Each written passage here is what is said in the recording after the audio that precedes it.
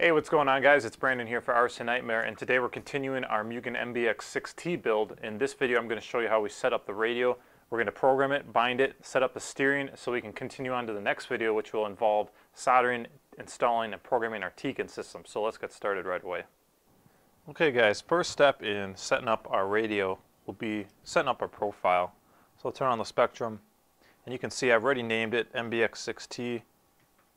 But you want to go down to model, select a new profile. I have profile 16, and then you go down here and you name it. Of course, you can go down here and choose all your characters, whatever you like. Back up to the main menu. Now, if you weren't using a previously new model, maybe you're overwriting an old model, you want to make sure you don't have any trims turned on. All your trims are centered.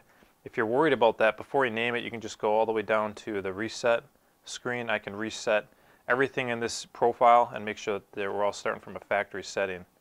So this was a new profile, so I have all my trims centered.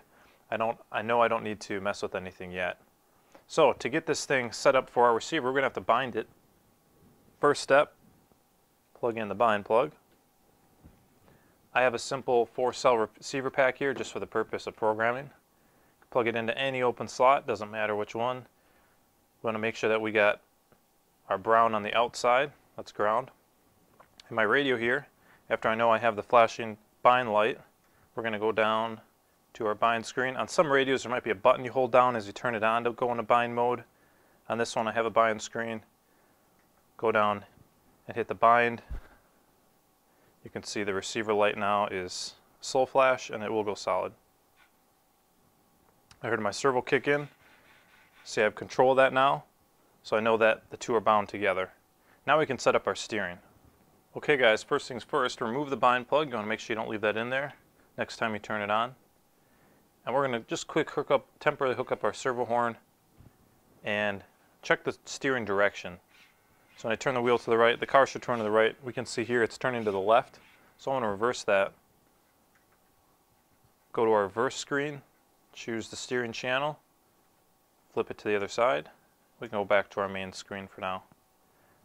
So now that I know I have this moving in the right direction, again, I'm turning the wheel to the right, and our wheels are turning to the right. We want to check our steering geometry, and we're looking for 90-degree angles on everything. So as you look at your bell crank posts here, I want to make sure this is at a perfect 90. Our wheels are pointing straight, and we want to make sure the servo horn's on a 90. If I had this thing installed at an angle, let's say like that, you can see it's not a perfect 90 now. We'd be losing steer in one direction. It would not be equal. So you want to make sure you always have this as close to a 90 as possible. And that is almost dead on. Some servo horns might set a little off. If that really bothers you, in your radio, don't use your trim, your steering trim when you're running the car. Use the sub trim. Go down to steering. These are very fine increments of adjustment. You can get that servo horn dead nuts at a 90-degree angle. Mine is real close, so I'm not going to have to play with that, but you can see what you can do here if you wanted to. Just real subtle changes.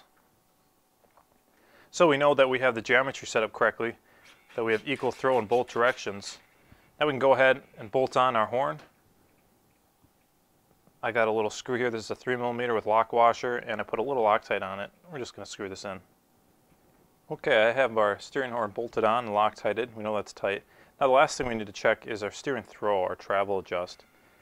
So when we turn our wheel all the way one way, we want to make sure that we're not binding. We want to make sure we're not pulling on the steering geometry, and that we're actually get full steering rates.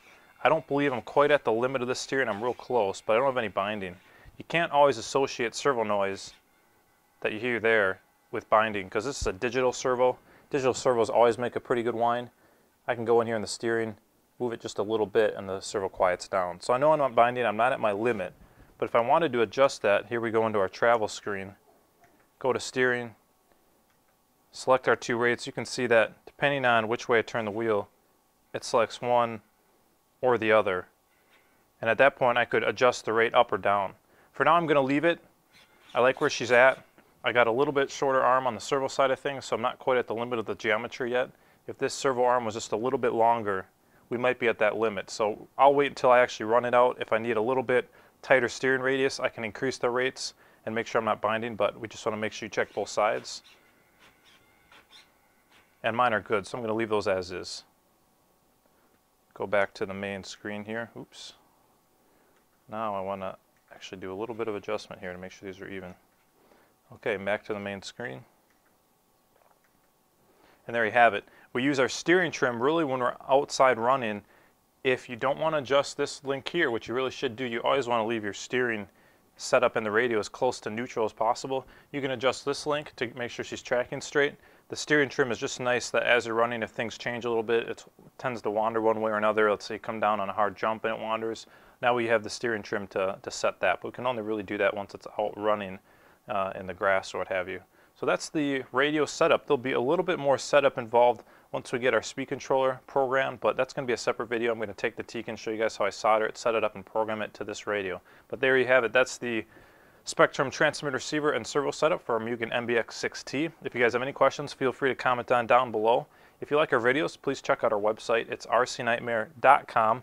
And hey guys, if you have anything that you want to buy or sell RC related, check out buyrcstuff.com. It's a great eBay-like RC store. It looks and functions exactly like eBay does, but you don't have the extra fees associated with eBay. It's much easier to post on there. It's only RC items, so you're not sifting through a whole bunch of random stuff unrelated to what you're looking for. Buyer and seller ratings, PayPal setup. So check it out, buyrcstuff.com. Thanks for watching this video, guys. We'll see you soon.